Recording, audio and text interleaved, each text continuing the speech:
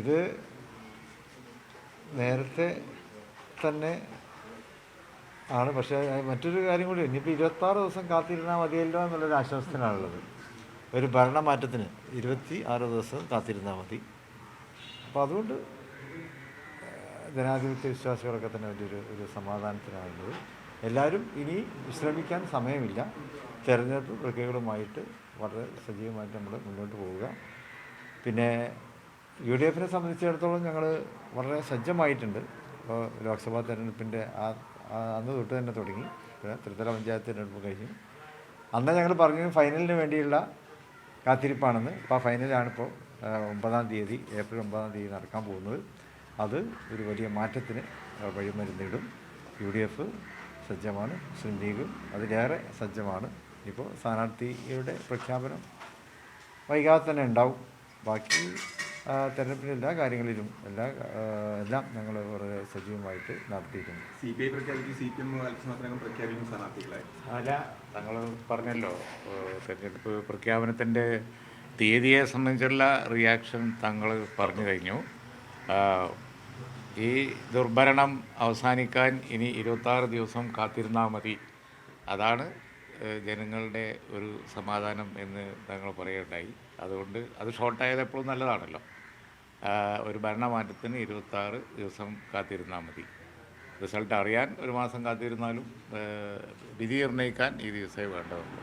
അപ്പോൾ UDF സജ്ജമാണ്. ആരും പ്രഖ്യാപിച്ചിട്ടൊന്നുമില്ല മുഴുവനായിട്ട്. എല്ലാവരുടെ പ്രോസസ്സും പിന്നെ നടന്നുകൊണ്ടിരിക്കുകയാണ്.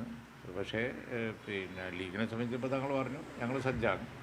UDFന് കോൺഗ്രസ് മറ്റു പാർട്ടികളിലും ചെറിയ പ്രോസസ്സൊക്കെ ബാക്കിയുണ്ട്. അവരത് വർക്ക് ചെയ്തുകൊണ്ടിരിക്കുന്നു. ഡൽഹിയിൽ ഉടനെ തന്നെ തീരുമാനമാവും.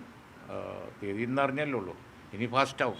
ഈ കോൺഗ്രസുമായിട്ടുള്ള ഉഭയകക്ഷി ചർച്ചകൾ പൂർത്തിയായി കഴിഞ്ഞിട്ടുണ്ടോ?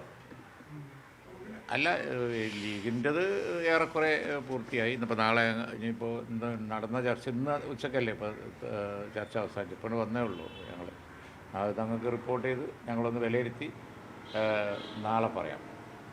കൃത്യമായിട്ട് നാളെ പറയാം. നാളെ ഞങ്ങളൊരു കൂടിയാലോചന ഒന്നുകൂടി നടത്തുന്നുണ്ട്. പാർട്ടി തലത്തിൽ കൂടിയാലോചന നാളെ ഒന്നുകൂടി നടത്തും. അതിനുശേഷം വൈകാതെ തന്നെ പ്രഖ്യാപനം ഉണ്ടാവും. നാളെ കഴിഞ്ഞിട്ടുണ്ടാവുള്ളൂ.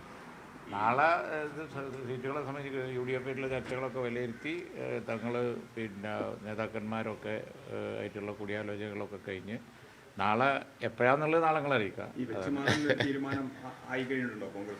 തിരുവമ്പാടി പ്രത്യേകിച്ച് അല്ല, അങ്ങനെ ഇപ്പോൾ ഒന്ന് പറയാൻ ഓതറൈസ് ചെയ്തിട്ടില്ലല്ലോ. ഇനി നമ്മൾ അതാ ഡീറ്റെയിൽസിലേക്ക് പോട്ടെ. നാളെ ഒക്കെ പിന്നെ കൂടിയാലോചന കഴിഞ്ഞ് പറയാമെന്ന് പറയുമ്പോൾ അതിൽ കാത്തിരുന്നാൽ മതി. നാളെ മീറ്റിംഗ് നാളെ രാവിലെയാണോ? ഇവിടെയാണ് 11 ശേഷം പാലക്കാടാണോ? ജില്ലാ ലീഗ് ഓഫീസിലല്ല, അവിടെ മലപ്പുറം ജില്ലാ ലീഗ് ഓഫീസ്. നിങ്ങൾക്ക് സൗകര്യമാണല്ലോ അവിടെ.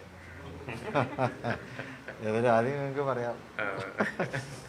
പ്രഖ്യാപനം പറയാനായില്ല അല്ലേ? മീറ്റിംഗ് കഴിഞ്ഞിട്ട് എപ്പോഴാന്ന് പറയാം.